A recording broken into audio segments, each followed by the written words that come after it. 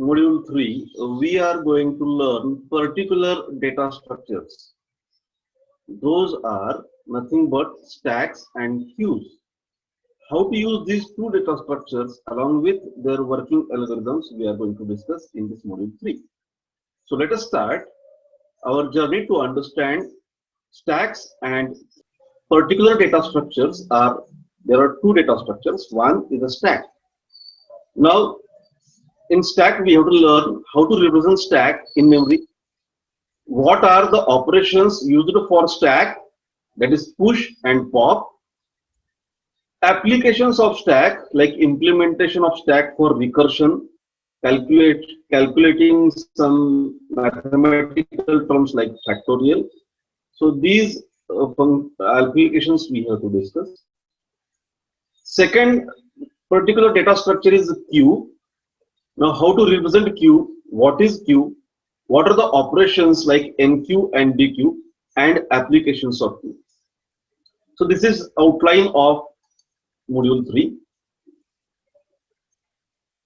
Let us start with stack. Now we can define stack in two different ways. First one, it is collection of items with first in last out algorithm, or we can call it as last in first out algorithm. Secondly, we can define stack like a data structure with one open end which uses first in last out or last in first out algorithm. So basically stack is a collection in which data can be stored, nodes are stored, but it will have only one open end. Now what is utilization of stack? Stack is used as RAM, your memory in computer, for storing temporary data, and as well as it is used to calculate some mathematical terms or some operations manipulations. Let us see how stack works. Stack is used to store items from one end. Items are added and removed only from top of the stack. Item which is added at last will be removed first. I am trying to explain this term with the help of pictures. Just see the books kept on one another or other. So when you are going to keep a new book on it, you have to put it at the top, and whenever you are going to take any book from this available heap, you have to remove it from top. So the topmost item is very important, and that is one more term to discuss, that is top of stack. In short, it is given as a TOS.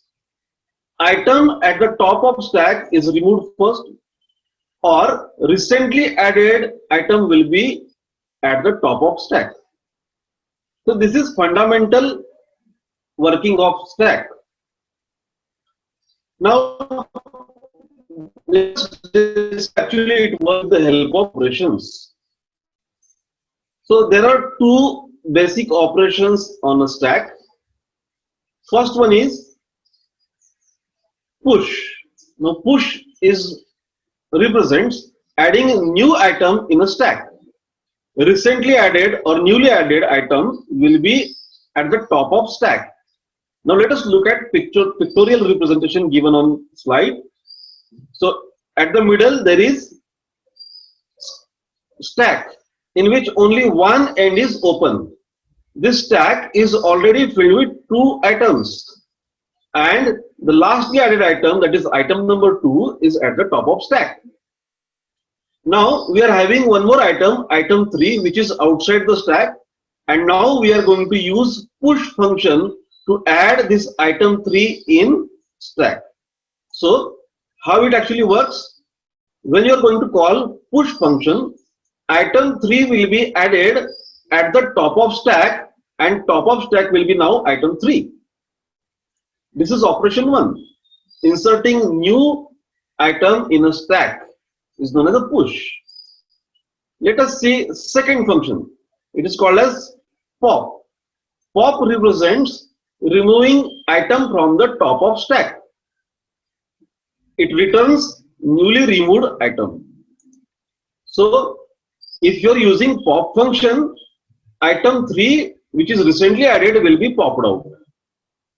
So these two are basic functions of stack. Now there are two possible errors. Let us look at these two possible errors with stack. Error number 1 is known as the stack overflow. Now stack overflow is raised when you are calling push function and your stack is already full.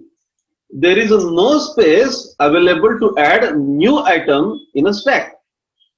At that time, stack overflow error gets raised. Second error is a stack underflow. It is raised when pop is called and your stack is empty. So at that time, top of stack will represent null item, null. So it is not possible to pop out any item from given stack. So these two errors we have to manage while writing programs with the help of stack. Now let us go in detail how push and pop are used in algorithms. Try to understand the working behavior. Push, it has 3 steps. It requires item to be inserted in a stack, so it will be used as an argument. It doesn't return any value. And after push operation, top of stack will be increased by 1 because of newly added item. In the same way, what are the things to be considered for pop operation while writing algorithm? It doesn't require any argument. It returns a value from top of stack. The item which is removed from the stack will be returned. And after every pop operation, top of stack will be decreased by 1. Let us have a look at push and pop algorithms in simple way. Algorithm for push, it requires item as argument. It increases top of stack by 1. If top of stack is more than the capacity of holding the stack, it will raise stack overflow error. Otherwise, newly added item will be placed at top of stack. Let us look at algorithm for pop. First, it checks whether stack is empty. If top of stack is -1, then it is not possible to get value. But if it is not -1, then item will be removed from top of stack. Both of these algorithms are written by considering your stack is in the form of array, and therefore we are using -1 because array index starts from 0. If array index is -1, that means stack is empty. Let us see at the implementation of stack. As discussed now, there are 2 ways to implement the stack. First one, array implementation of stack. In this case, stack is assumed as array, and array is used to store items of stack. Index number of recently added item will be always indicated by TOS, top of stack. Second, linked list implementation of stack. So linked list is used to store the item of stacks, and last inserted node will be top of stack. Learners, now it's a time to check your learning performance. Just fill in the blanks.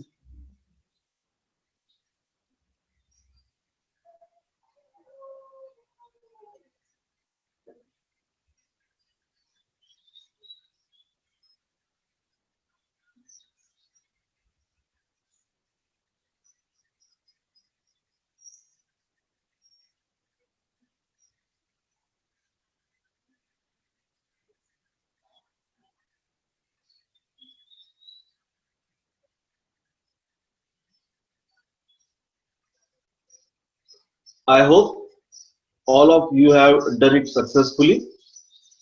These are answers.